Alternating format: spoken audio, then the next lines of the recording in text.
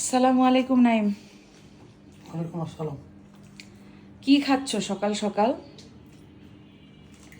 এখন সকাল, দুপুর হয়ে গেল, এখন সকাল। তুমি কি 16 ঘন্টা ধরে লাইভ করো ফাস্টিং করো? 16 ঘন্টা ধরে লাইভ করি। 16 ঘন্টা ধরে ফাস্টিং করো? হ্যাঁ। হ্যাঁ। তা কি খাইতেছো এখন? আলু ভর্তা, ভাত আর মুরগির মাংস।